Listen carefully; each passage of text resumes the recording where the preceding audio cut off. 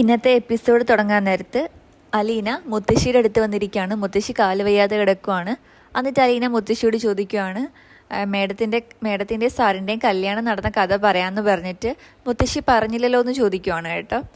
അപ്പം മുത്തശ്ശി ഇപ്പോൾ വേണ്ട പിന്നെ ആവാമെന്ന് പറയുമ്പോൾ അലീന പറയുന്നുണ്ട്, ഇപ്പം മുത്തശ്ശിക്ക് വയ്യാതിരിക്കുമല്ലേ, അപ്പോൾ കഥ പറയുമ്പോൾ വേദനയൊക്കെ മാറും, കഥ പറയാമെന്ന് പറഞ്ഞു. അപ്പം മുത്തശ്ശി അലീനയോട് ചോദിക്കുകയാണ്, ഞാൻ എവിടെ വരെ കഥ പറഞ്ഞായിരുന്നു എന്ന് ചോദിക്കുമ്പോഴേക്കും അലീന പറയുന്നുണ്ട്, നമ്മുടെ ബാലേന്ദ്രൻ സാറിൻ്റെ അച്ഛൻ കൈതയ്ക്കൽ മാളിക വീട്ടിലെ ജോലിക്കാരനായിരുന്നു, അവിടെ വരെ ഞാൻ പറഞ്ഞു നിർത്തിയെന്ന് പറയും. അപ്പം മുത്തശ്ശി പറയുന്നുണ്ട്, ജോലിക്കാരൻ എന്ന് പറയുമ്പോൾ തീരെ താഴ്ന്ന ആളായിരുന്നില്ല, കൊപ്രാമില്ലൊക്കെ നോക്കി നടത്തിക്കൊണ്ടിരുന്നത് ബാലേന്ദ്രൻ്റെ അച്ഛനായിരുന്നു എന്ന് പറയുവാണ്. എന്നിട്ട് പറയുവാണ്, ബാലചന്ദ്രൻ്റെ അച്ഛൻ വീട്ടിലേക്ക് വരുമ്പോൾ ഒരു വാല് പോലെ ബാലേന്ദ്രനും കൂടെ കാണും, അന്ന് അവന് 2-3 വയസ്സേ ഉള്ളൂ എന്ന് പറയുവാണ്. എന്നിട്ട് പറയുവാണ്, ആ സമയത്താണ് വൈജയന്തി ജനിച്ചത്. വൈജയന്തിയും ബാലേന്ദ്രനും ഒരേ സ്കൂളിലാണ് പഠിച്ചത്, ഒരേ ക്ലാസ്സിലല്ല. ബാലേന്ദ്രൻ കുറച്ചുകൂടെ വലുതായിരുന്ന കാരണം അവൾ ചെറിയ ക്ലാസ്സിലും ബാലേന്ദ്രൻ വലിയ ക്ലാസ്സിലാണ് പഠിച്ചുകൊണ്ടിരുന്നത്. എന്നിട്ട് പറയുവാണ്, വൈജയന്തി 10ാം ക്ലാസ്സിലെത്തിയപ്പോഴേക്കും ബാലേന്ദ്രൻ കോളേജിലായി. ആ സമയത്ത് ബാലേന്ദ്രൻ ഒരു വേണ്ടാധീനം കാണിച്ചു എന്ന് പറയുവാണ്.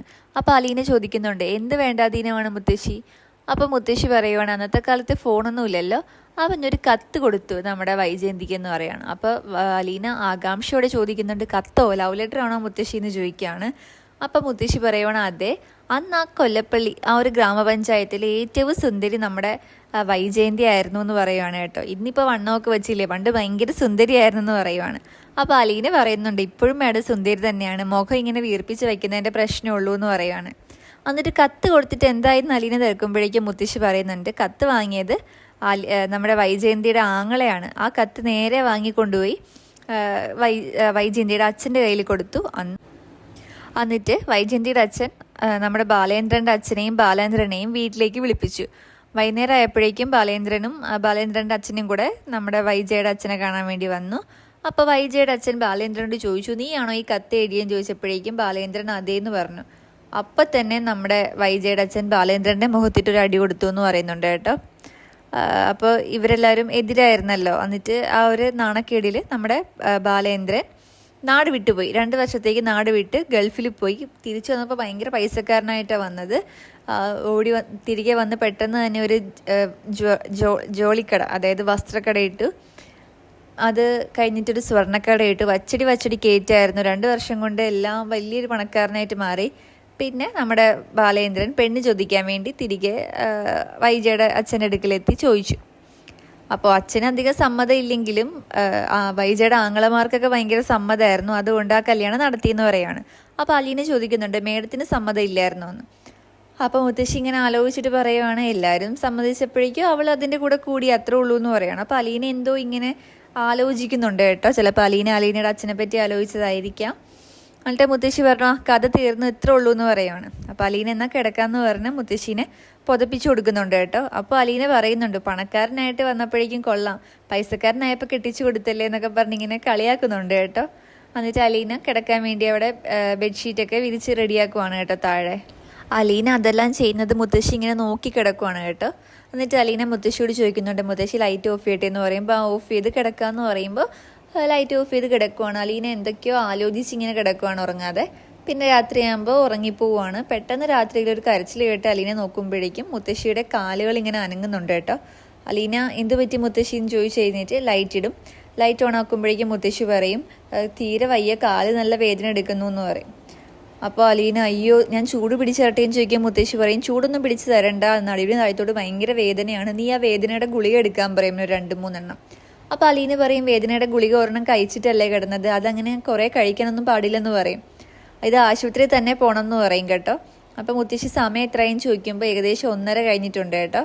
അപ്പോൾ മുത്തശ്ശി പറയും, എന്നാൽ നീ ആ വൈജ ഇങ്ങോട്ട് വിളിക്കുക, വൈജ കാരണാൽ ഇങ്ങനെ ആയെന്ന് പറയുമ്പോൾ അലീന പറയുന്നുണ്ട്, മുത്തശ്ശി പാതിരാത്രി കഴിഞ്ഞു, ഇപ്പോൾ വിളിച്ചാൽ അവരൊക്കെ രാവിലെ പോകാനേ പറയുള്ളൂ എന്ന് പറയും. അപ്പോൾ മുത്തശ്ശി പറയുന്നുണ്ട്, നീ പോയി ബാലേന്ദ്രനെ വിളിക്കുക, അവൻ വരും എന്ന് പറയുന്നുണ്ട്. അലീനയ്ക്ക് അവരെ ഉറക്കത്തിൽ നിന്ന് ഡിസ്റ്റർബ് ചെയ്യാനൊരു ബുദ്ധിമുട്ടുണ്ട്. എന്നാലും അലീന മുത്തശ്ശിയുടെ അവസ്ഥ ഓർക്കുമ്പോൾ പോണോ വേണ്ടിയോ എന്നൊക്കെ ഇങ്ങനെ കൺഫ്യൂഷൻ അടിച്ച് അവസാനം ഡോറിൻ്റെ ഫ്രണ്ടിൽ പോയി നിൽക്കും. എന്നാലും ഡോറ് തട്ടി വിളിക്കണോ വേണ്ടയോ എന്ന് ആലോചിച്ച് ഇങ്ങനെ നിൽക്കുകയാണ്. പിന്നെ അലീന വിളിക്കാൻ തീരുമാനിക്കും. പിന്നെ അലീന ഡോറിൽ തട്ടി സാറേ മാഡം എന്നൊക്കെ വിളിക്കുമ്പോൾ 2-3 വട്ടം വിളിക്കും കേട്ടോ. ബാലേന്ദ്രൻ റൂം തുറന്ന് പുറത്തേക്ക് വരും. എന്നിട്ട് ചോദിക്കും, നീ എന്താ ഈ സമയത്ത് എന്ന് ചോദിക്കുമ്പോൾ പറയും, മുത്തശ്ശിക്ക് വയ്യ, മുത്തശ്ശി കരയുവാണെന്ന് പറയും. അപ്പോൾ ബാലേന്ദ്രൻ ചോദിക്കും അതെന്ത് പറ്റിയെന്ന് ചോദിക്കുമ്പോൾ അറിയില്ല, നല്ല നിലവിളിയാണ്, കാല് അങ്ങനെ സൂചി കുത്തുന്ന പോലെ വേദനയാന്നൊക്കെ പറയുവാണ് കേട്ടോ. അപ്പോൾ വൈജ വന്ന് പറയുന്നുണ്ട് നിനക്ക് നീ എന്താ ഉറങ്ങാനും സമ്മതിക്കില്ലെന്ന് പറയുമ്പോൾ അലീന വൈജയോടും പറയുന്നുണ്ട് മുത്തശ്ശിക്ക് വയ്യെന്ന്. അപ്പോൾ വയ്യെങ്കിൽ ഇപ്പം എന്ത് ചെയ്യാനാ, ഇത് നട്ടപ്പാതിരയ്ക്ക് എന്ത് ചെയ്യാനാന്ന് ഇങ്ങനെ വൈജ ചോദിക്കും. അപ്പോൾ അലീന ദേഷ്യപ്പെട്ട് പറയുന്നുണ്ട് ഹോസ്പിറ്റലിൽ കൊണ്ടുപോകണമെന്ന്. അപ്പോൾ വൈജ പറയുന്നുണ്ട് നിനക്ക് എന്താ ഞാൻ പറയുന്ന അത്ര സുഖിക്കുന്നില്ലേന്ന് ഇങ്ങനെ വൈജ കൊള്ളിച്ച് ചോദിക്കുന്നുണ്ട് അലീനയോട് കേട്ടോ. അപ്പോൾ ബാലേന്ദ്രൻ പറയുന്നുണ്ട് അലീന അങ്ങോട്ട് വെക്കോ, ദേ ഞങ്ങൾ പുറകെ വരുവാന്ന് പറയും. അലീന ഓടി മുത്തശ്ശിയുടെ അടുത്തേക്ക് പോയിട്ട് ദേ ഞാൻ സാറിനോട് പറഞ്ഞിട്ടുണ്ടെന്ന് പറയും. അപ്പോൾ ബാലേന്ദ്രനും വൈജയും കൂടെ ഓടിയെത്തും പുറകെ. എന്നിട്ട് ചോദിക്കും എന്ത് പറ്റിയെന്ന് ചോദിക്കുമ്പോൾ മുത്തശ്ശി പറയും കാലിൽ ഭയങ്കര വേദന. അപ്പോൾ ബാലേന്ദ്രൻ ചോദിക്കുന്നുണ്ട് ഇന്ന് ഹോസ്പിറ്റലിൽ പോയി പ്ലാസ്റ്ററൊക്കെ അഴിച്ചതല്ലേ? അപ്പോൾ മുത്തശ്ശി പറയുന്നുണ്ട് പ്ലാസ്റ്റർ അഴിച്ചതാണ്, ഞാൻ കമലയുടെ വീട്ടിൽ നടന്നതാണ്, പിന്നെ ഇങ്ങോട്ട് വന്നപ്പോൾ ഒന്ന് വീണു എന്ന് പറയും കേട്ടോ പടി കയറിയപ്പോഴേക്കും. അപ്പോൾ ബാലേന്ദ്രൻ ചോദിക്കുന്നുണ്ട് അതെന്താ പടി കയറിയപ്പോൾ വീണേ, ഇവരാരും പിടിച്ചില്ലേന്ന് ചോദിക്കും. അപ്പോൾ പറയുന്നുണ്ട് വൈജ പിടിച്ചായിരുന്നു എന്നിങ്ങനെ പറയും. അപ്പോൾ അലീന എന്താ പിടിക്കാത്തതെന്ന് ചോദിക്കും. അപ്പോൾ അലീന ഇങ്ങനെ പറയാൻ വരുമോ ഞാൻ പിടിക്കാൻ വേണ്ടി വന്നതാന്നിങ്ങനെ പറയാൻ വരുമ്പോൾ തന്നെ നമ്മുടെ വൈജ വിഷയം മാറ്റിക്കളയും.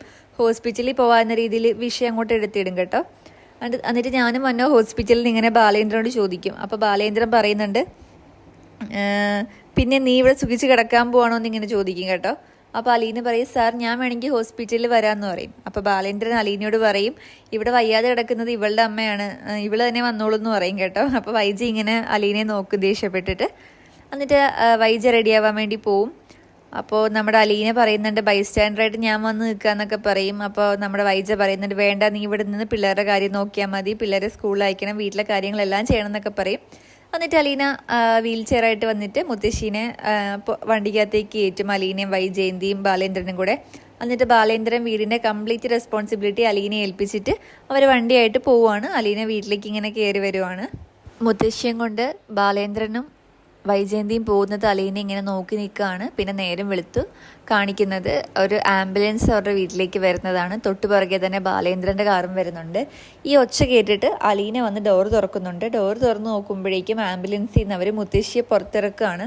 അലീന ഭയങ്കര ടെൻഷനോടുകൂടി മുത്തശ്ശിയുടെ അടുത്ത് വന്നിട്ട് ചോദിക്കുന്നുണ്ട് എങ്ങനെയുണ്ട് മുത്തശ്ശി, ഓക്കെ ആണോ, സുഖമാണോ എന്നൊക്കെ ഇപ്പോൾ ചോദിക്കുന്നുണ്ട്. അപ്പോൾ മുത്തശ്ശീനെ അവരൊക്കെ എടുത്ത് അകത്തേക്ക് കൊണ്ടുപോവാണ്. എന്നിട്ട് പറയുന്നുണ്ട് എന്ത് സുഖം, ഇപ്പോൾ ഭയങ്കര വേദനയോട് വേദനയാണെന്നൊക്കെ ഇങ്ങനെ മുത്തശ്ശി പറയുന്നുണ്ട് കേട്ടോ. അപ്പോൾ വൈജയന്തി മുത്തശ്ശിയോട് പറയുന്നുണ്ട് അമ്മ തിരിഞ്ഞും മറിഞ്ഞൊന്നും കിടക്കരുത്, ഇടുപ്പിൻ്റെ കുഴ തെറ്റിയേക്കാണ്, അതിനാണ് ആ ബെൽറ്റ് ഇട്ടേക്കുന്നതെന്ന് പറയുന്നുണ്ട് കേട്ടോ. അപ്പോൾ മുത്തശ്ശിക്ക് ദേഷ്യം വരുന്നുണ്ട്, നീ കാരണമല്ലേ ഇതൊക്കെ സംഭവിച്ചതെന്ന് വൈജയോട് പറയുന്നുണ്ട് കേട്ടോ, നിൻ്റെ ഒരു വാശി കാരണമാണ്. അപ്പോഴാണ് ബാലേന്ദ്രൻ വിഷയങ്ങൾ അറിയുന്നത്. എന്താ സംഭവിച്ചതെന്ന് ചോദിക്കുമ്പോൾ മുത്തശ്ശി പറയുന്നുണ്ട് നിൻ്റെ അടുത്ത് വന്ന അലീനെ താക്കോല് വാങ്ങിയത് വൈജയ്ക്ക് ഇഷ്ടപ്പെട്ടില്ല, അതുകൊണ്ട് വൈജ അലീനെ കൊണ്ട് എന്നെ പിടിപ്പിച്ചില്ല, പടി കയറിയപ്പോഴേക്കും പിടിക്കാൻ വന്നപ്പോഴേക്കും തൊട്ട് പോകുതെന്ന് പറഞ്ഞു, വൈജ ഒറ്റയ്ക്ക് എന്നെ കയറ്റിയപ്പോൾ ഞാൻ മറിഞ്ഞു വീണതെന്ന് പറയുന്നുണ്ട് കേട്ടോ. അപ്പോൾ ബാലേന്ദ്രൻ പറയുന്നുണ്ട് അനീതി കാണിക്കുന്നതൊക്കെ കൊള്ളാം, പക്ഷേ അത് ഇതുപോലത്തെ എന്തെങ്കിലുമൊക്കെ വരുത്തി വെക്കുമെന്ന് വൈജയോട് ഇങ്ങനെ പറയുന്നുണ്ട്. അപ്പോൾ വൈജയ്ക്ക് വിഷമാവുന്നുണ്ട്. എന്നിട്ട് പറയുന്നുണ്ട് നീ അവസാനം നിൻ്റെ അമ്മയ്ക്കിട്ട് തന്നെ ഇങ്ങനത്തെ പണി കൊടുത്തല്ലോ എന്ന് വൈജയോട് ഇങ്ങനെ പറയുന്നുണ്ട് കേട്ടോ. അലീന അത് കേട്ടുകൊണ്ട് നിൽക്കുന്നുണ്ട്. എന്നിട്ട് ബാലേന്ദ്രൻ ആ റൂമിൽ നിന്ന് പോവുകയാണ്. അപ്പോൾ വൈജ അലീനയോട് ദേഷ്യപ്പെടുവാണ്, നീ കാരണം ഇതൊക്കെ സംഭവിച്ചത്, നീയാണ് ഇതിൻ്റെ മൂലബിന്ദു എന്നും പറഞ്ഞ് ദേഷ്യപ്പെട്ട് വൈജ ആ മുറിയിൽ നിന്ന് ഇറങ്ങി പോകുന്നുണ്ട് കേട്ടോ. അപ്പോൾ നമ്മുടെ മുത്തശ്ശി പറയുന്നുണ്ട് അവൾ കാരണമല്ല ഇതൊക്കെ സംഭവിച്ചത്, എന്നിട്ട് അതെങ്ങനെ നമ്മുടെ കുറ്റാവുന്നേ, ഇതൊക്കെ അവൾ ഇങ്ങനെയൊക്കെ ചെയ്താൽ നീ ഞാനും അല്ല ഇങ്ങനെ കഷ്ടപ്പെടേണ്ടി വരുന്നതെന്നൊക്കെ ചോദിക്കുകയാണ് മുത്തശ്ശി അലീനയോട്. അപ്പോൾ അലീന ഇങ്ങനെ എന്തോ ആലോചിച്ചിങ്ങനെ നിൽക്കുകയാണ്. അപ്പോൾ എപ്പിസോഡ് ഇങ്ങനെ തീരുവാണ്.